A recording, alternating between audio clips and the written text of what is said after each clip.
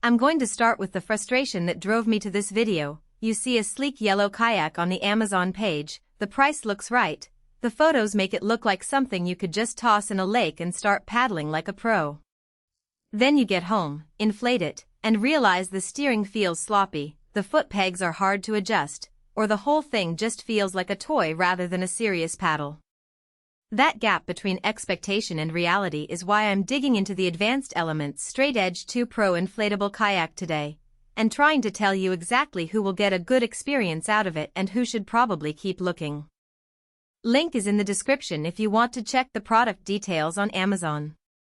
First off, let's talk about what makes an inflatable kayak worth considering in the first place. You're usually looking for something that packs down small, can be shipped in a suitcase, and still holds up once you're on the water. The itEdge2 Pro promises a straight edge tracking system, which is Advanced's way of saying the whole shape is engineered to keep you straight without constantly correcting your course. In my own testing on a calm lake, the kayak did indeed track better than a standard round-bottom inflatable I owned before. When I set a straight line and let go of the paddle, the kayak held a pretty consistent heading for about a mile before wind and current started to push it. That's the kind of low-maintenance tracking you want if you're planning longer paddles where you don't want to be fiddling with the rudder every few minutes. The drop-stitch floor is another feature that people talk about because it gives the inflatable a rigidity that rivals a hard shell. The floor is essentially a grid of polyester threads sandwiched between the top and bottom layers, and with the recommended 18 psi inflation pressure, the deck feels firm enough to stand on without wobbling. I tried a quick stand-up test in 3-foot water, just stepping up and down a few times, and the kayak didn't flex noticeably. That's a practical win if you ever need to get off the water to pull a line, fix a snag, or simply rest your legs, because many inflatable kayaks start to sag under that kind of weight. One of the biggest pain points for any inflatable watercraft is the inflation and deflation process. The itEdge2 Pro comes with two-way military valves, which are marketed as faster to fill and empty. In practice, the valves do make a difference. I could get the kayak from flat to ready in about 6 minutes using a high-efficiency electric pump, and deflate it in roughly the same time with a quick release. The military label isn't just a marketing tag. The valve stems are sturdier than the typical plastic caps you see on cheaper models, so they don't strip when you're trying to pump quickly.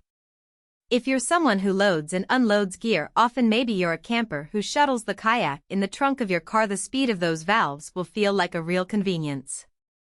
Now, the adjustable foot pegs are a nice touch for accommodating paddlers of different heights, but they do have a hidden trade-off. The pegs themselves are made of plastic and lock into place with a simple sliding mechanism. When I first set them up at my 5 feet 9 inches height, they felt secure. However, after a couple of hours on the water, the pegs started to shift a bit as the kayak's floor flexed with the paddling motion. It's not a catastrophic issue, my foot still had a solid base, but if you're a taller paddler who relies heavily on foot control for efficient strokes, you might find yourself readjusting more often than you'd like. The self-bailing ports are designed to let water that gets into the kayak drain out without you having to bail with a cup. In real-world use, that feature only shines when you're dealing with small amounts of spray or a minor leak. During a windy day, when waves tossed a line of water over the side, the ports helped keep the interior from filling up, and the water just sloshed out through the low-lying holes. But if you're planning to kayak in heavy chop or anticipate a lot of water splash, you'll still need a small bilge pump or a bucket to manage larger volumes. So the self-bailing ports are a modest convenience, not a full-blown flood control system. Who should buy the itEdge2 Pro?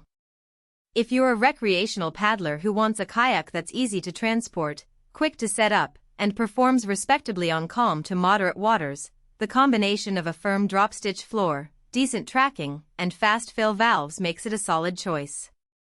It's especially attractive for weekend campers, day trip anglers, or anyone who needs a kayak that fits in a vehicle's trunk and can be launched from a beach without a trailer. The fact that it's a sport-type kayak also means the hull is a bit narrower than a wide-body fishing model, which translates to better speed.